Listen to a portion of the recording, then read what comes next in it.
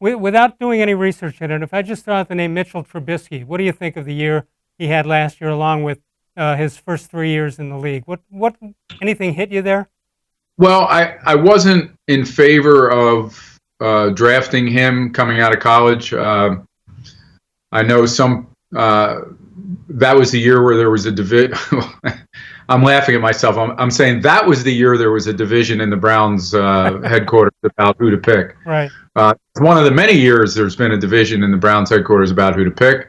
I didn't think that from an accuracy standpoint, from his college resume, that he warranted, a top 5 pick, and I was certainly in favor of the Browns not drafting him that year. Right. Well, the image.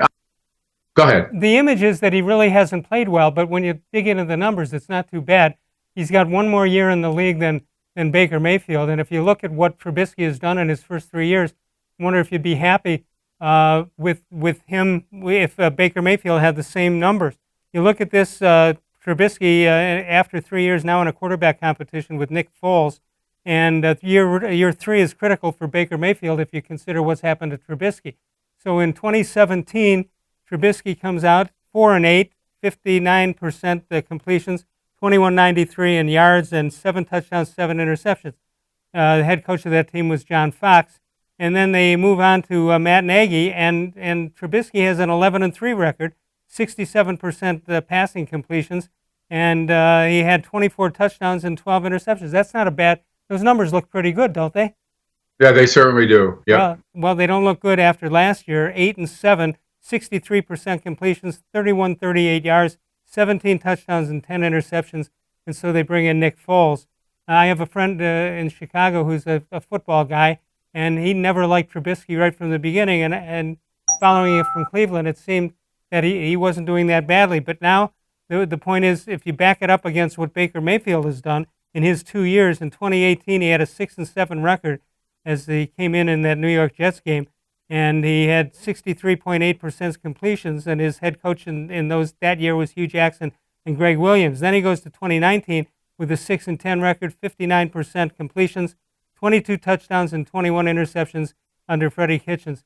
Those are terrible numbers. I think you'd all agree. Yeah, I guess 2 things. I don't know if it's safe to trust the eye test.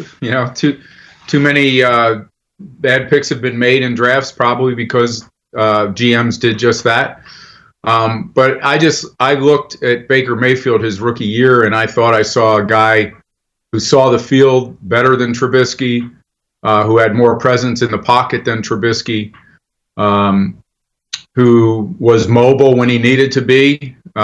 His idea of mobility isn't to run, it's to buy himself more time in the pocket and keep his eyes downfield. I thought he had just a more impressive rookie year, and I'm a little surprised by those. I forgot how good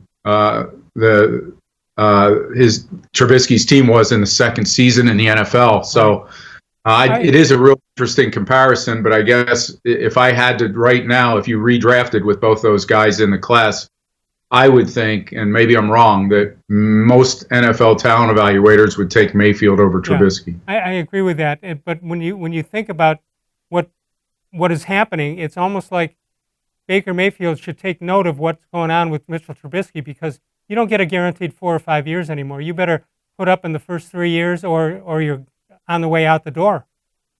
Yeah, that's true. I think everybody felt like Trubisky had a better offensive coach his second and third year than he did his first year, whether that was a fair assessment or not. And I think in Baker's case, I think we see that we believe at least that he was held back somewhat by Freddie Kitchens. And Hugh Jackson before that. Yeah, and we're projecting now that because Stefanski's got a good reputation offensively, that Baker will benefit from that. The one comparison that probably wouldn't be fair, or at least in favor of Mayfield, is that Mayfield has had better offensive talent around him than Trubisky has, I believe. That's a good point. So do you agree, though, that the clock ticks on these guys faster than it used to? Absolutely. And also Stefanski he owes nothing to Baker Mayfield. Baker Mayfield has to produce, or Stefanski can say, "Look, I didn't pick him.